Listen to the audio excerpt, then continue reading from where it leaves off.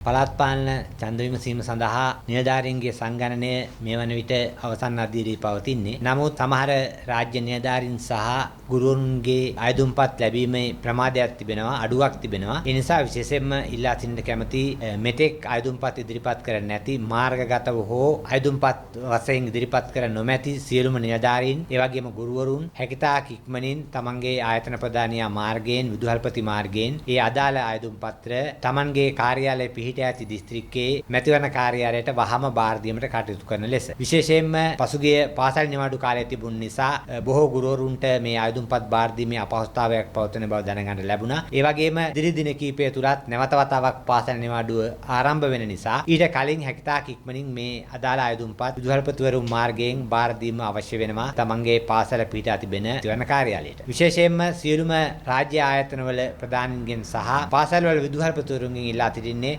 තමන්ගේ ආයතනවල පාසල්වල සියලුම නිලධාරීන් සහ ඒ අදාළ ගුරු බෞතුන් මේ ආයුධම්පත් ඉදිරිපත් කරාද කියන එක පරික්ෂා කරලා එසේ ඉදිරිපත් කළා නැත්නම් ඊට ඉක්මනින් ඒවා ඉදිරිපත් කරන ලෙස උන්ට උපදෙස් දෙන්න ලෙස ඒ සියලුම අදාළ ආයතන ප්‍රධානීන්ගෙන් ඉල්ලා සිටීමට කැමැතියි. ඒ වගේම රාජ්‍ය දේපළ ආයු භාවිතාව සම්බන්ධයෙන් අපි මැතිවරණ කොමිෂන් සභාව විසින් නිකුත් කරලා තිබෙන ඒ ගැසට් පත්‍රය ක්‍රියාත්මක කිරීම සම්බන්ධයෙන් විශේෂ සාකච්ඡාවක් අපි ලබන සතියේ පැවැත්වීමට තීරණය කළා තිබෙනවා. විශේෂයෙන්ම සියලුම රාජ්‍ය ආයතනවල අමාත්‍යාංශවල ලේකම්වරුන්, රජයට අයත් සංස්ථා, ඒ වගේම රාජ්‍ය නොවන සහ අනිකුත් සියලුම ආයතනවල සභාපතිවරුන්, සියලුම කාර්යභාර නිලධාරීන්, අමාත්‍යාංශවල සහ රාජ්‍ය දෙපාර්තමේන්තුවල විශේෂයෙන්ම වාහන සහ අනිකුත් රාජ්‍ය දේපළ භාරවන සියලුම නිලධාරීන් ලබන සතියේ අපි මැතිවරණ මහලේකම් කාර්යාලයට කැඳවලා තිබෙනවා.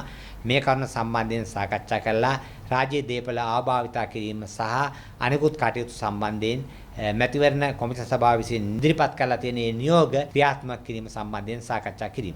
නිල ඡන්ද දැන්වීම පත්‍රිකා නිකුත් කිරීම මේ මාසයේ 16 වෙනිදාට නියම කරලා තිබෙනවා. 16 වෙනිදා සිට තැපැල් කාර්යාලවලට බාර දීම සිදු කරනවා. 17 වෙනිදා සිට 29 වෙනිදා දක්වා තැපැල් කාර්යාල මගින් ඒවා නිවස් වලට බෙදා දීම සිදු කරනවා. 20 වෙනිදා විශේෂ බෙදා හැරීමේ දිනයක් තැපැල් දෙපාර්තමේන්තුව විසින් ක්‍රියාත්මක කරලා තිබෙනවා. අවසාන බෙදීම තිබෙන්නේ 29 වෙනිදායි. ඒ නිසා මෙම කාල සීමාව තුළ තමන්ගේ නිල ඡන්ද දැන්වීම පත්‍රිකා බාර ගැනීම සඳහා යාදාළ ගෘහයන්හි රැඳී සිටින ලෙස සියලුම නිවැසියන්ගෙන් විශේෂයෙන්ම ඉල්ලා සිටීමට කැමැතියි. ඡන්ද පත්‍රිකා මුද්‍රණය කිරීම සඳහා මේ වන විට රජයේ මුද්‍රණාලයට බාර දීලා තිබෙනවා. ඒ වගේම තැපැල් ඡන්ද කටයුතු සඳහා අවශ්‍ය වෙන සියලුම ඡන්ද පත්‍රිකා මේ වන විට මුද්‍රණය කරලා තිබෙන්නේ. ඒ වගේම ඡන්ද විමසීම සඳහා අවශ්‍ය වෙන ඡන්ද පත්‍රිකාත් සමහර දිස්ත්‍රික්කවල මේ වනට මුද්‍රණය කරමින් පවතිනවා. අධිකරණමය කටයුතු වලින් ලැබෙන තීන්දුව මත ඒ ඉදිරි පියවර ගැනීමට අදහස් කරනවා. දැනට අපි මැතිවරණය මේ මාසේ 6 වෙනිදා පැවැත්වීමට තමයි තීරණය කරලා තිබෙන්නේ. දැනට ඒ තීන්දුව වෙනසක් නැහැ.